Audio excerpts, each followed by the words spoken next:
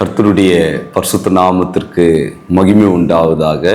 இந்த நாளிலே இந்த செய்தியின் மூலமாய் உங்களை சந்திக்கிறதிலே நான் மகிழ்ச்சி அடைகிறேன். அனைவருக்கும் கிறிஸ்து ஊழியங்களின் யூடியூப் சேனலை பார்த்து கொண்டிருக்கிற ஒவ்வொருவருக்கும் நான் நன்றியை தெரிவித்துக் கொள்கிறேன். இந்த நாளிலே நாம் இந்த உலகத்திலே பல வீடுகளை நாம் கடந்துதான் நாம் நித்தியத்திற்கு நாம் செல்கிறவர்களாய் இருக்கிறோம். அந்த வீடுகளை குறித்து இந்த நாளிலே நாம் சுருக்கமாய் பார்க்கலாம் என்று சொல்லி நான் எண்ணுகிறேன். முதலாவது, ஒரு மனிதன் தாயின் கருவறையிலே அவன் 10 மாதங்கள் அந்த வீட்டிலே அவன் குடியிருந்து அதன் பிறகுதான் இந்த உலகத்திலே அவன் கடந்து வருகிறவனாய் இருக்கிறான். ஏசாயா 46வது அதிகாரம் 3வது 4வது வசனத்திலே நாம் பார்க்கும் பொழுது, நாம் தாயின் கருவில் உருவான நாள் முதல் அவர் நம்மை சுமந்து ஏந்தி தப்புவிக்கிற ஒரு தேவன் என்று சொல்லி நாம் பார்க்கிறோம்.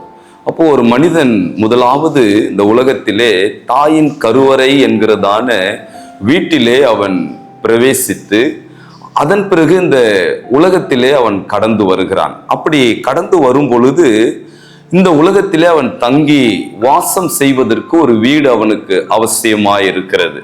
தாவீது ராஜா அதை குறித்து சொல்லும் பொழுது 1 நாளாகமம் 17வது அதிகாரம் 27வது வசனத்திலே விதமாய் சொல்லுகிறார், இப்பொழுதும் உமது அடியானின் வீடு என்றைக்கும் உமக்கு முன்பாக இருக்கும்படிக்கு அதை ஆசீர்வதித்தருளினீர்.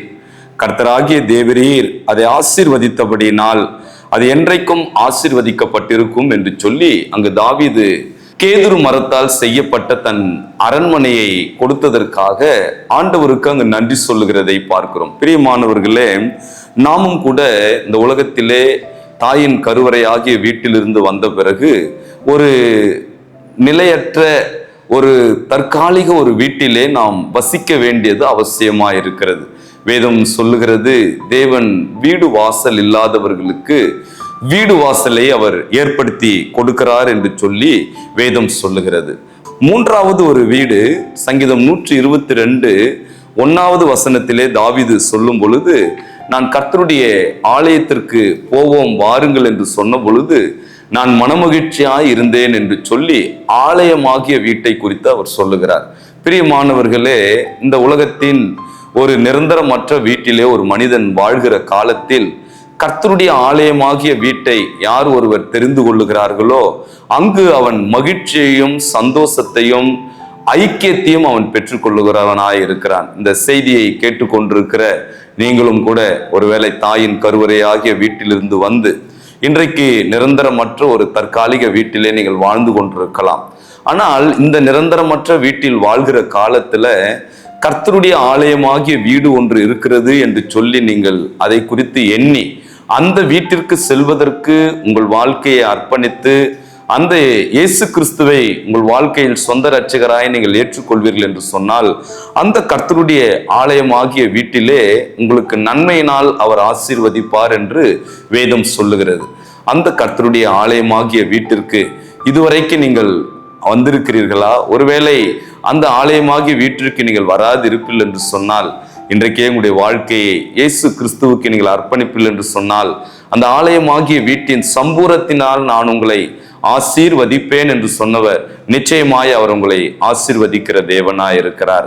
4வதும் கடைசியும் ஆகிய ஒரு வீட்டை குறித்து சங்கீதக்காரனாகிய தாவீது சொல்லுகிறார். சங்கீதம் 23வது அதிகாரம் 6வது வசனத்திலே அவர் சொல்லும் பொழுது, நன்மையும் கிருபையும் என்னை தொடரும், நான் கர்த்தருடைய வீட்டிலே நீடித்த நாட்களாய் நிலைத்திருப்பேன் என்று சொல்லி அங்கு பரலோகமாகிய ஒரு வீட்டை குறித்து சங்கீதக்காரனாகிய தாவீது சொல்லுகிறதை நாம் பார்க்கிறோம். பிரியமானவர்களே, இந்த உலகத்துல ஒரு வேளை எத்தனை ஆண்டுகள் நாம் வாழ்ந்தாலும் அந்த பரலோகமாகிய வீட்டிற்கு நாம் செல்ல வேண்டியவர்களாய் இருக்கிறபடியினால் அது நித்தியமாய் அவரோடு வாழக்கூடிய ஒரு வீடாய் அது இருக்கிறது என்று சொல்லி நாம் பார்க்கிறோம். பவுல் சொல்லும் பொழுது பிலிப்பியர் 3:20 சொல்லுகிறார், நம்முடைய குடியிருப்போ பரலோகத்தில் இருக்கிறது, நம்முடைய கர்த்தராகிய இயேசு கிறிஸ்து என்னும் இரட்சகர் வர நாம் காத்திருக்கிறோம் என்று சொல்லி அந்த பரலோகமாகிய வீட்டை குறித்து அங்கு பவுல் சொல்லுகிறார்.